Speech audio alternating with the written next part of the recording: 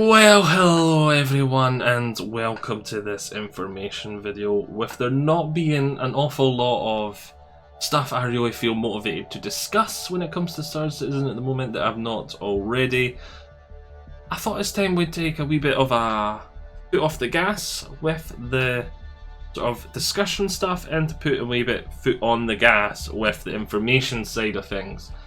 And so I thought this would be a great time, because I've not done it yet, to talk about every single announced ship in Star Citizen from CIG. And then, yeah, just take it from there. Just give a brief description of every single ship in the game, just to have it all in one place. So anyone that's brand new to the game can just jump in and go like, right, I have really no idea what type of ships there is available. And this is just one place for every single ship in the game. I'll do it across a few videos. We'll have we're going to put all of Drake in today's, then maybe we'll do all of Aegis tomorrow, or not tomorrow but in the next one, and then maybe all of Anvil in the day after, the video after that, and then maybe all the smaller developers will round up and put into one as well, and just all that sort of stuff. So without any further ado, let's give a brief description of Drake.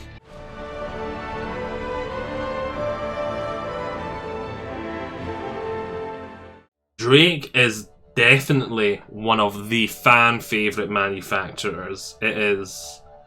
I would not be surprised to find out that it is the most popular out of all the manufacturers, which is a good thing, because part of the lure for Drake ships is that they are insanely common. And they are insanely common because they're cheap and easy to access. Drake do not vet the people who purchase their ships, and there's a big lure reason why they don't. It's because they were, in the original days, desperate to get their ships sold. Drake, when they were founded, put all of their eggs in one basket. This one military contract they were desperate to win. They put all their eggs in this basket, and I think it was the Cutlass. I think the Cutlass was the ship they were trying to sell to the military, but I wouldn't quote me on that. This is just off the top of my head. And then it fell through. I can't remember who won out, probably Aegis or Anvil, but they won that military contract. And then Drake were left with nothing. They were like, oh god, we've spent all this money developing, we'll just say the Cutlass now for argument's sake, and we got no one. We didn't win the contract. So what are we going to do? We'll just sell it to anyone and everyone as a militia ship, as a picket ship, just for the militias, for self-defense, that kind of thing.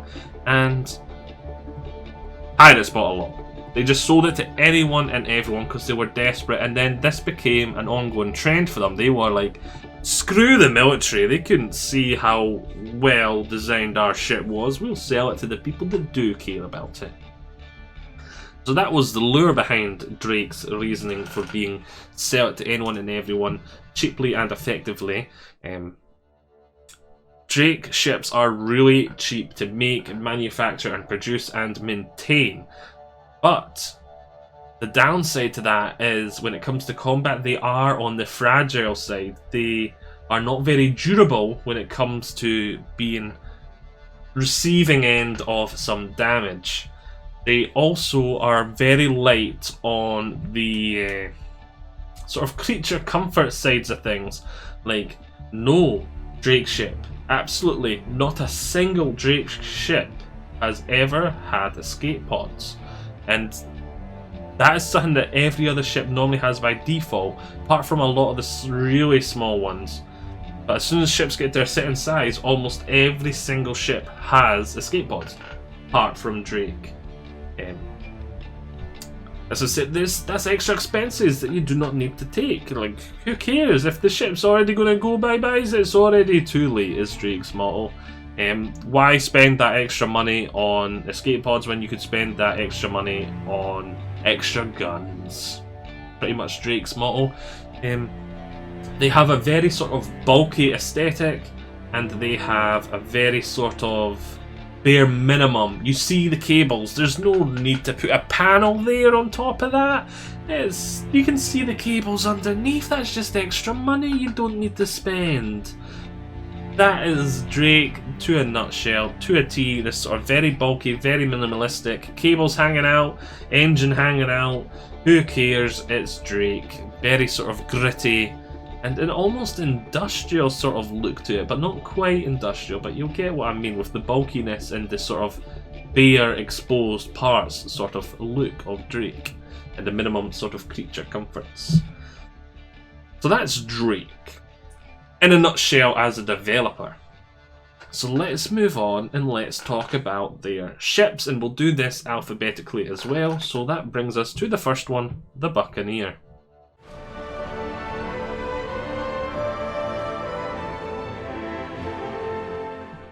The Buccaneer is Drake's answer to the light fighter ship. It is a light fighter, and it personifies everything we've just said about Drake. It is very easy to maintain, just like an AK-47 in real life. Drake is the AK-47 of real life. Hardy, can get dirty, easy to maintain, but keeps on working nonetheless. But unlike an AK-47, if you so much as sneeze at a Buccaneer, the Buccaneer is going to take damage. The Buccaneer is a glass cannon.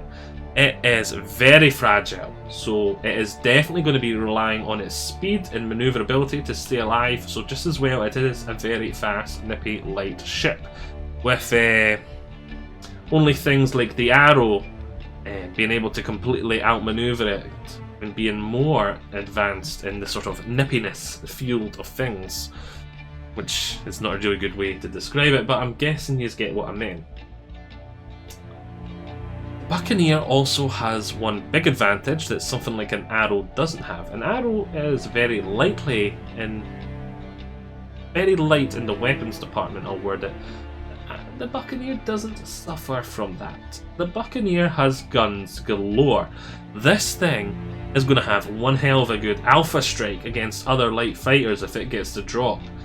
Yeah, if you're in another light fighter one-on-one and this thing gets to drop on you, bye. Good. Just don't care how good a pilot you are. If this thing gets to drop on you, yeah, you're gone. You're a write-off. The alpha strike on this thing is going to be huge. I think it has the most guns out of any of the light fighters off the top of my head. But it has a hell of a big gun on the top, and then it has several other smaller guns. This thing is Daka Daka Daka Daka Daka personified, which you'll see on a lot of Drake ships is a common theme and trend. Because they don't need things like escape pods, remember? They need those extra guns. Great for pirating, cheap, easy to maintain.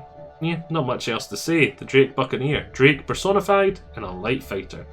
Which we'll move on to the next alphabetical one then, which will be the Caterpillar.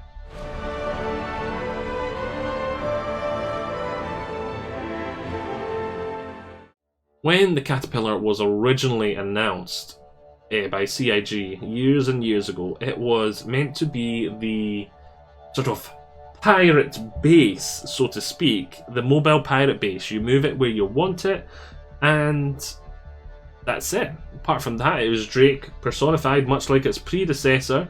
It is really tanky compared to its predecessor because it is a multi-crew ship, but compared to other ships of its size and scale, it is again slightly on the fragile side.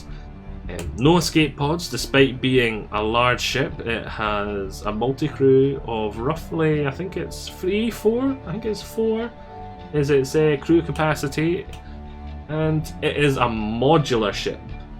It has these, I think it's 3 compartments that are 100% modular, which when CIG finally get around to adding modularity, you will be able to take out one of these areas and put in, say, a medical facility.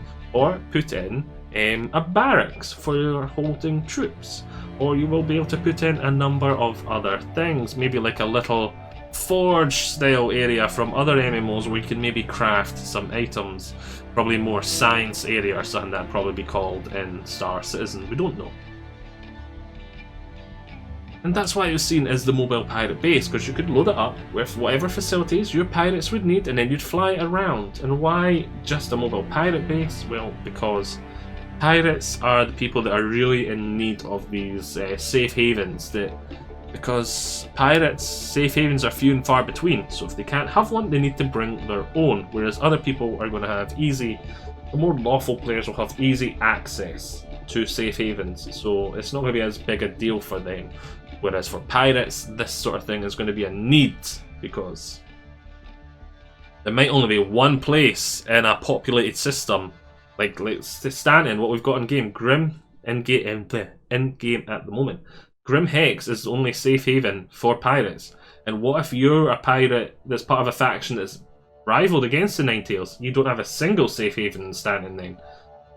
So yeah, you wanted to go to Stanton, you'd need to bring your own base, and Caterpillar would be the low scale version of that. That's what it was originally intended as though, and there has been a lot of toes stepped on since then, and with modularity still not being a thing, the Caterpillar, what is it at the moment? It is a glorified cargo hauling ship, and one of the best ones we have for cargo hauling in game at this very second. So quite the antithesis of what it was originally intended as, but as for now, that's what it is. And I do foresee in the future it will go closer to its original sort of concept of the modular, little, small-scale, mobile area for pirates, and I do foresee it actually taking on more of a role of a little modular, multi-crew, not entry level, but jack of all trades. There we go. I see it being in the future a small scale, multi-crew, jack of all trades. Great for doing almost any job, just swap out and put in the thing you want, and it's great as an entry level, that sort of thing, if you're looking for multi-crew, like 3 to 4 people. Just, yeah, you want to do salvage, put a salvage part in. You want to do the cargo haul and leave the default in. If you want to do this, it will be great and handy for that. The Caterpillar, a good day-to-day jack of all trades, master of none for a small group of people. So with the Caterpillar all out and done and discussed, I think it's time that we moved on to the Corsair.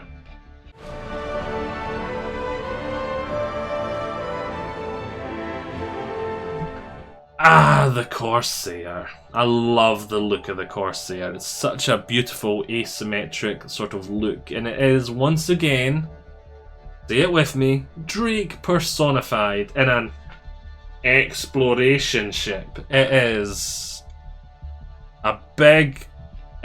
the big brother to the Buccaneer. It has a lot of firepower.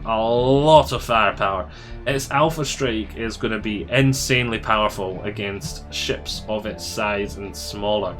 It is going to be a great ambush predator, and with its exploration equipment, it will be great for finding other prey, like stumbling upon a Hull C, for example, and just being able to come out of the asteroids and be like, half your shit is mine. Unless you want to die, then all your shit is mine. Whatever's left, I'll gladly take. Yeah, a great ambush predator if it's exploration stuff. What it really lacks is a tractor beam. If it had a tractor beam, it'd be like, mwah. Which, by the way, the Caterpillar, the previous ship, did have, so these two in a pair. Yeah. Once again, easy to maintain. Hell of a lot of firepower for its size. It's a small multi-crew ship for about 3 people again, I think it's around the right spot for it.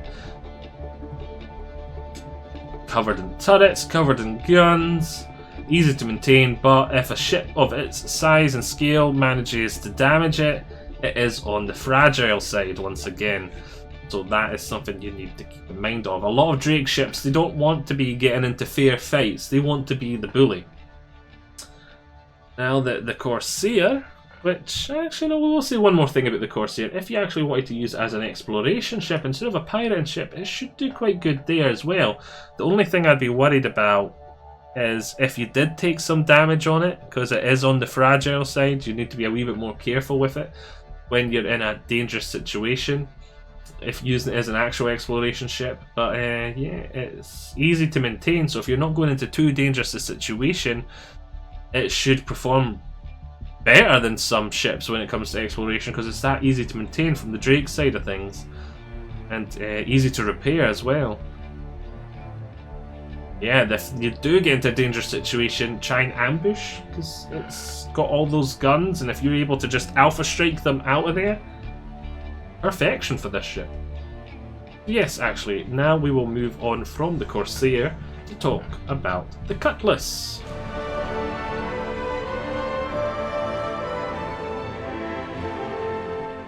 There is 3 variants of the Cutlass, so for the first part of this, we're just going to be solely talking about the Cutlass Black, and then we'll talk about how the 2 variants, the Cutlass Blue and the Cutlass Red, change that up towards the end. So the default base model, the Cutlass Black. First of all, I'm 80% sure, 90% sure this is the ship that they were trying to make the military contract with, and then once things didn't work out, they quickly tweaked it and tuned it and then sold it to militias instead.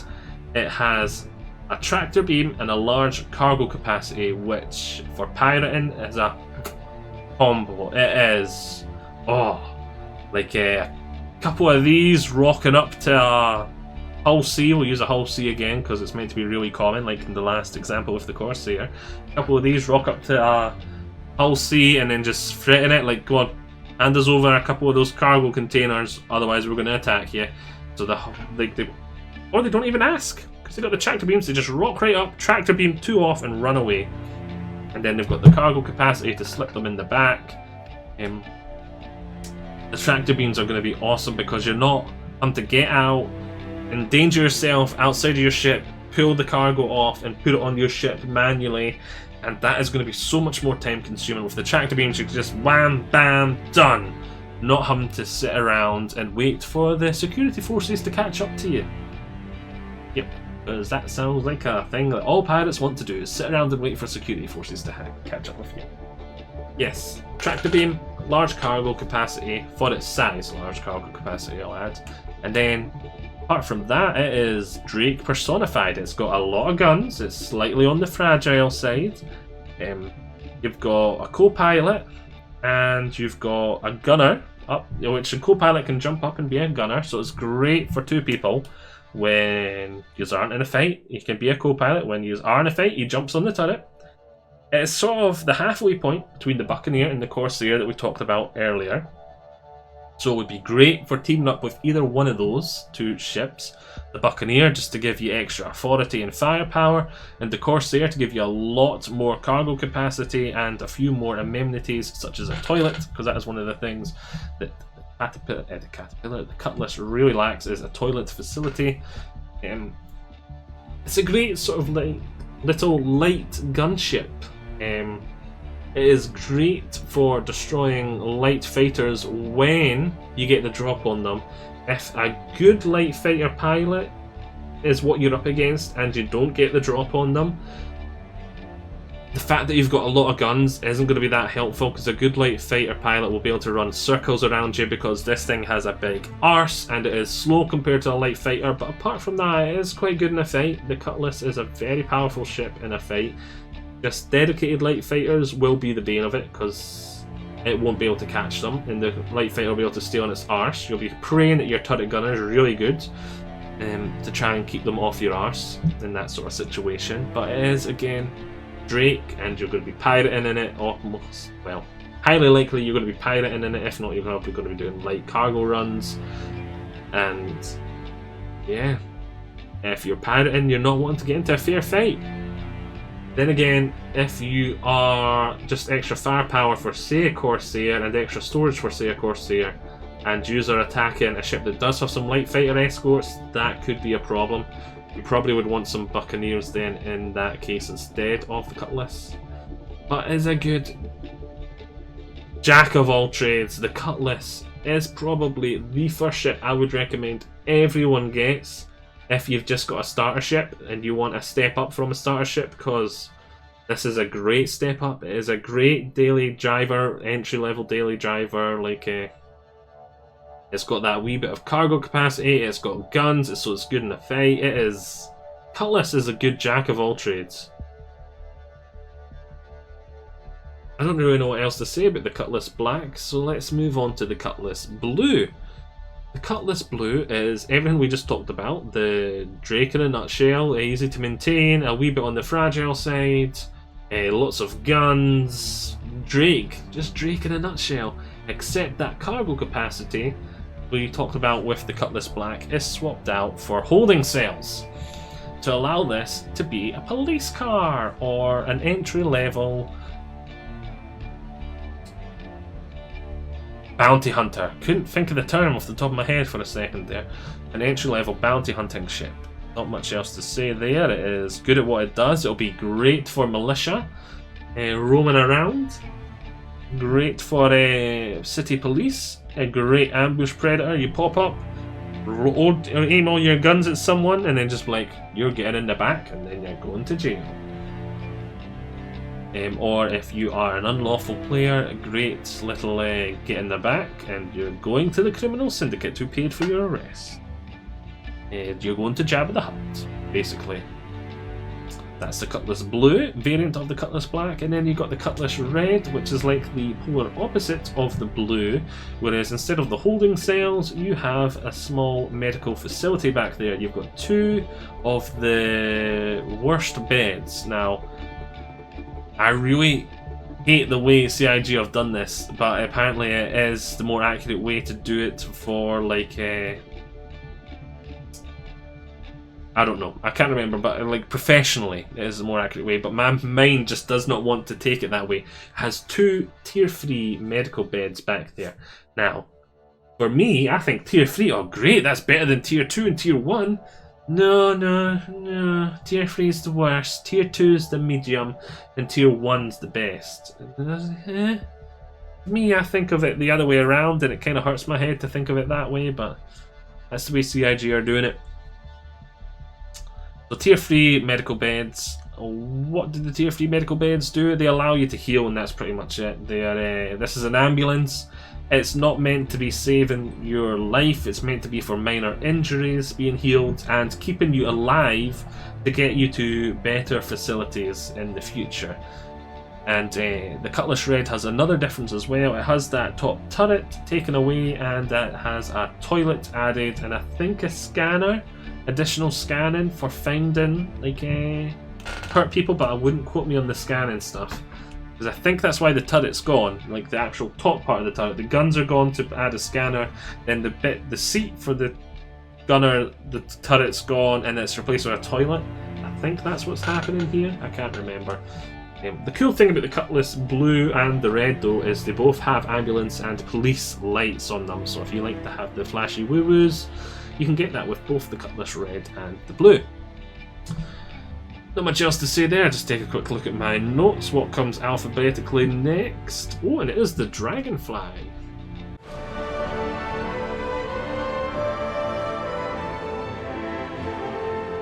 So the Dragonfly, the smallest ship we're going to be talking about here, and whether you call it a ship or a bike, that's really up to you, but you'd probably be more correct calling it a bike, not a ship. The Drake Dragonfly is, I was going to say Drake personified, but then when it gets down to this scale, there's not really much difference, is it? Like between the 2 bikes, if they get shot, they're going to be out, and that's it. I suppose if you shoot it with like small hand fire, the Drake one will be more fragile, but there's not much in it when it gets to this scale. Yeah. Dragonfly, it is a bike. It is a hover bike, so it can be used in space and on land. It has a couple of guns on the front, which I think by default are scatter guns, so they'll be great little shotguns. Great when you're going at that speed, because it'll be hard to pinpoint accurate at that speed, so that will be helpful. And it has a tiny, I think it's like 1 SCU cargo capacity on the back, so it's really just a great little runabout when you're either on planet or between your ships. You've got a little errand to run in space. Yeah. So much better. Like if you're going to, quality of life will be huge, this thing. If you're landing on a planet and you need to jump into a little village, nearby. Take the bike, get there back. You got the one SCU to get a couple of things back. Same when you're in space. If you've got like a little sensor that needs tweaked out on the exterior of the ship, instead of EVing up for like 5 minutes, you can just jump on the bike in the back and whoop, up you go. It's going to be great quality of life. There's not really much else to talk about. Roving gangs of people trying to steal from trains on these things could be quite fun to see on planet side, but again, it's a Dragonfly. It's a Dragonfly bike. Not really much to write home about. They are really cool. The cheapest chips to buy in game, so if you're buying them outside a game, you're a lunatic. And nothing else really to talk about. Moving on to the next, which is the Herald.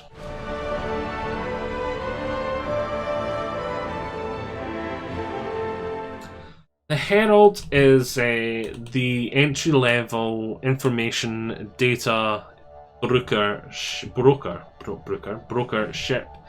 It has a lot of computers for its size to store information, and it has a very powerful transmitter for sending information.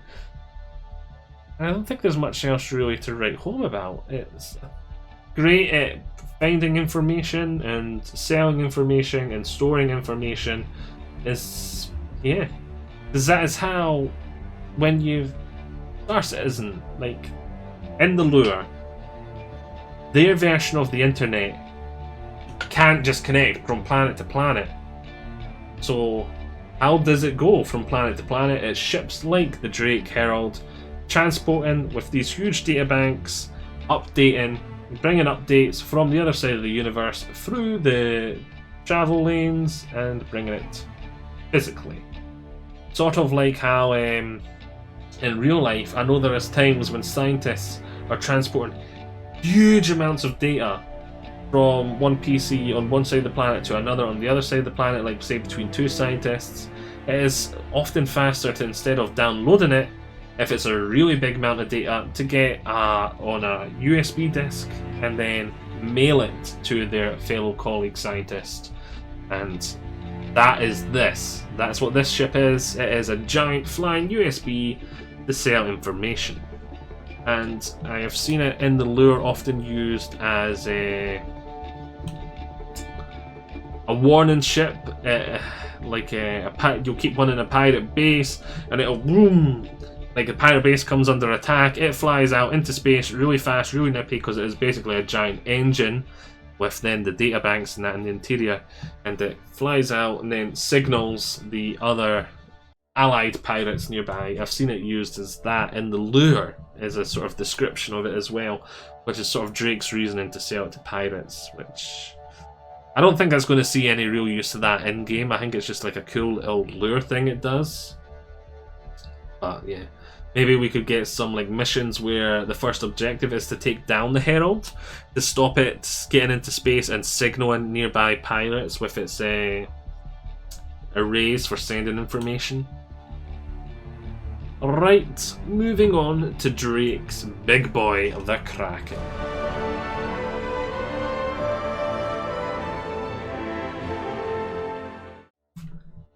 The Kraken, oh yeah boy, this is a big one. Whereas the Caterpillar was the original back in the day mobile pirate base, this is the current mobile flying pirate base, closer to a flying pirate space station. It is huge. It is the World War II in space aesthetics. It is Drake personified. It's an aircraft carrier. It is a flying space station. It is cool as hell. It has some internal bays for repairing and rearming ships. It has the external bays for storing ships, and it has lots of big turrets for a ship that's meant to be nothing but an aircraft carrier. But still, it doesn't have the kind of firepower for its size that, say, a Corsair would have, which is covered in guns for its size. The Kraken has very little guns for its size, but for a ship that's meant to be an aircraft carrier, it has a lot of guns. Does that make sense? So it's like Drake, it's got a lot of guns, but then if you can put it up to an Idris close by, the Idris has more guns, and especially has that really big gun. So it's kind of got a lot of guns, but not got a lot of guns at the same time. Not a lot of guns for its size, but a lot of guns for what it is. If that makes sort of sense. It's kind of like a cargo transport ship that had a lot of guns, which really shouldn't normally have a lot of guns. But we're going off on a tangent here. So yes, there's a lot of firepower for what it is, but not its size. Drake personified is on the fragile side, but it's very easy to maintain. Can store lots of ships. It has 3 small bays, 2 medium, I think it's 3 small, 2 medium on the exterior, then the 2 medium internal that can repair. The 2 medium on the top, I think, can be used as 1 large.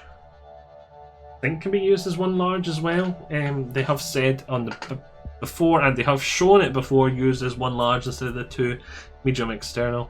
It will be able to dock with even larger ships, obviously, as well, because it has docking ports, and that's what it's going to need to do. If it wants to dock to a station, it needs to use its docking ports. It has an internal cargo capacity, which is huge. It has an internal dragonfly bay, so it has several dragonflies it can use for flying around and managing your fleet, transporting your crew around between your fleet. It is the kingpin of a pirate fleet, essentially. It is the flying pirate base where everyone comes and goes and brings back all the cargo, and then once a month or so they take all their spoils and sell it to a big giant pirate outpost or trading post or somewhere. It is a hell of a beautiful ship. It is an insanely popular ship. I know a lot of people join the refresh wars on their keyboards every time CIG decide to sell some. I don't really think there's much else to say. I thought there was going to be a lot more to say about the Kraken, but it is pretty much what it says on the tin. You take one look at it and you know instantly what it is. So it doesn't really need a brief description. There is a variant of the Kraken. That is the Kraken Privateer. The Kraken Privateer is where basically the same ship, Drake personified, all that stuff, which is your fragile when shot at, but durable when it comes to maintenance, and no escape pods, all that stuff, except it has some of the cargo capacity replaced with shops. So it is like a flying spaceport shopping mall. So it doesn't have anywhere near as much cargo capacity. I think it gets rid of the Dragonfly Bay as well, though I wouldn't quote me on that. And then it has shops internally as well. So then this one's much more of a... Maybe you have 2 Krakens if you're a pirate fleet or organization. You are going to need an organization to run these things, by the way. They are huge and have large crew capacities. And if you have just you and your friend Dave on one of these things, the first group of players that come across you are going to be like, here's a free Kraken. That's like 3 months worth of profits right there. Yoink. So yeah, you're going to need to defend these things. They're going to be valuable targets. But as I was saying, maybe you've got 2 of these. You've got your Drake Kraken flying around with your pirating fleet doing the pirating, and once a month you take a trip back to your Kraken Privateer, and then you unload all your stuff and give it to the Kraken Privateer, which then sells it for you, maybe. I don't know. Maybe you can have it set up that. Yeah, Kraken Privateer. Like a flying shopping mall base sort of thing. That just leaves us one little Drake ship that we've not talked about yet. I wonder what one it'll be. It's the Drake Vulture.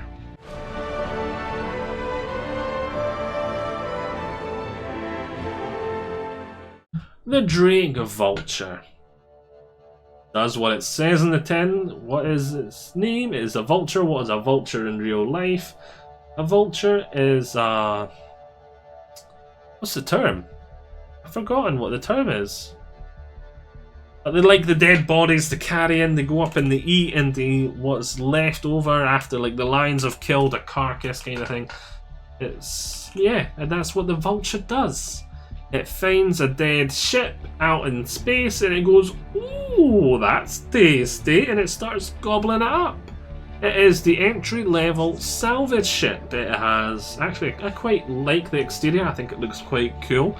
It is very reminiscent of a certain Eve mining ship, which looks rather similar, but once you start looking at the fine details, they actually don't seem that similar at all, in my opinion. It's just the initial silhouette and colour that makes a striking resemblance to the Eve ship.